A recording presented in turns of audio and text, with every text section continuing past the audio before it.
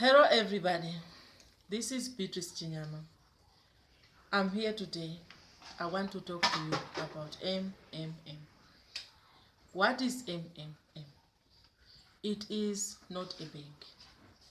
It is not an online business. It is not an investment. And MMM does not collect your money. MMM is a community where people help each other around the world. People, they provide help and they get help. The modern world is bad. It is inhuman, unfair, unjust. It is the world of money. It is for those people who produce the money. The bankers, the financiers, the government, the millionaires. The people in this world